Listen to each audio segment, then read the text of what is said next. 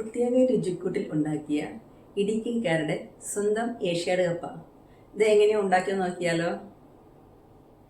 അതിനായി ഞാൻ എടുത്തിരിക്കുന്ന ഉണക്ക കപ്പയാണ്. ഇത് തലേദിവസം വെള്ളത്തിലിട്ട് വെച്ചതാണ്. ഇപ്പോൾ ഒരു 6 മണിക്കൂർ കഴിഞ്ഞു. നന്നായിട്ട് കുതിരണം. ഇത് കഴുകി വാരി എടുത്ത് വെച്ചതാണ്.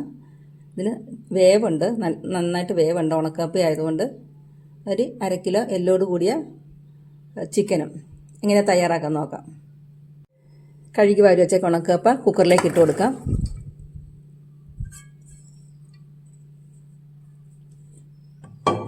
കപ്പയ്ക്ക് മേളിൽ വെള്ളം വരത്തക്ക രീതിയിൽ വെള്ളം ഒഴിച്ചു കൊടുക്കുക. വേവിക്കാൻ വയ്ക്കാം. കുക്കർ അടച്ച് ഗ്യാസിൽ വെച്ച് വേവിക്കാം. കപ്പ ഇവിടെ നന്നായി വെന്തിട്ടുണ്ട്. ഇതിൻ്റെ വെള്ളം ഊറ്റിക്കളഞ്ഞ് എടുക്കാം. മീറ്റ് തയ്യാറാക്കാനായിട്ട് ചീനച്ചട്ടി വെച്ചിട്ടുണ്ട്. അതിലേക്ക് ഓയിൽ ഒഴിച്ചു കൊടുക്കാം.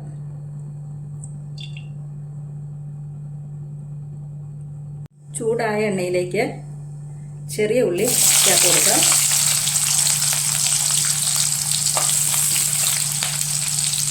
ഇതിലേക്ക് പച്ചമുളക്, സവോള നന്നായി ഇളക്കി കൊടുക്കുക. അതിലേക്ക് ചതച്ച് വെച്ച ഇഞ്ചി വെളുത്തുള്ളി ഇട്ട് കൊടുക്കുക.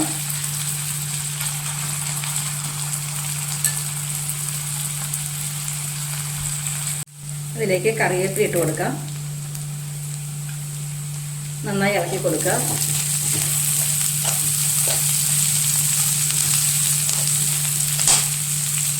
ഇനി ഇതിലേക്ക് പൊടികൾ ചേർക്കാം. ലോ ഫ്ലെയിമിലേക്ക് ആക്കിയിട്ട് പൊടികൾ ചേർക്കാം.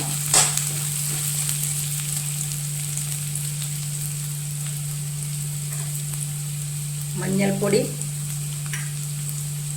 മല്ലിപ്പൊടി, മുളക് പൊടി,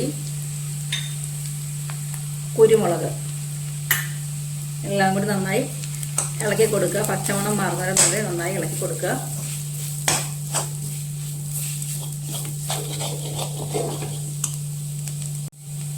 അതിലേക്ക് ഗരം മസാല, ഉപ്പ് നന്നായി ഇളക്കി കൊടുക്കുക. ഇനി ചിക്കൻ ചേർത്ത് കൊടുക്കുക.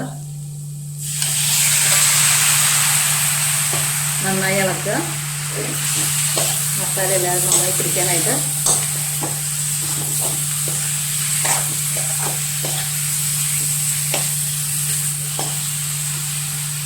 വെള്ളം അല്പം പോലും ചേർക്കണ്ട. അതിൻ്റെ ഉള്ളിൽ നിന്ന് വെള്ളം ഇറങ്ങി ചിക്കൻ വെന്തുകൊള്ളും. നമുക്ക് മൂടി വെച്ച് കൊടുക്കാം. ലോ ഫ്ലെയിം ആക്കുക.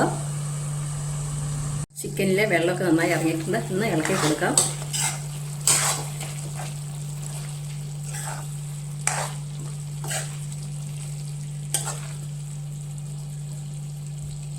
ഇനി അതിലേക്കുള്ള അരപ്പ് തയ്യാറാക്കാം. അതിനായിട്ട് ചെറിയ ഉള്ളിയും പച്ചമുളകും എടുത്തിട്ടുണ്ട്. നന്നായിട്ട് അരച്ചെടുക്കാം. അരപ്പിലേക്ക് കുറച്ച് തേങ്ങയും കൂടി ഒന്ന് ഒതുക്കിയെടുക്കുക.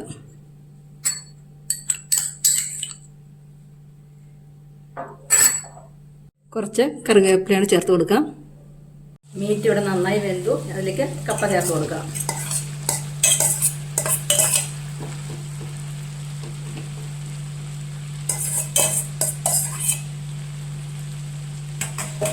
അതിനോടൊപ്പം തന്നെ അരപ്പൂടെ ചേർത്ത് കൊടുക്കാം.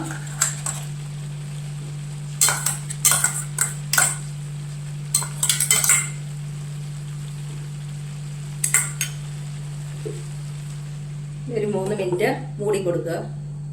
ലോ ഫ്ലെയിമിലാക്കിയിട്ട്. ആവി നന്നായി വന്നു. കുറച്ച് ഉപ്പ് ചേർത്ത് കൊടുക്കുക. കപ്പയ്ക്ക് ഉപ്പ് ചേർത്തിട്ടുണ്ടായിരുന്നില്ല. ഇത് നന്നായി ഇളക്കി യോജിപ്പിക്കുക. ഷാപ്പിൽ പോകുന്ന ചേട്ടന്മാർക്ക് ഇതേ രീതിയിൽ ഉണ്ടാക്കി കൊടുത്തു കഴിഞ്ഞാൽ പിന്നെ അവർ ഷാപ്പിൽ പോവുകയില്ല. വീട്ടിൽ തന്നെ ഇത് ഉണ്ടാക്കി കഴിക്കാൻ നോക്കും. അത്രയും ടേസ്റ്റാണ്.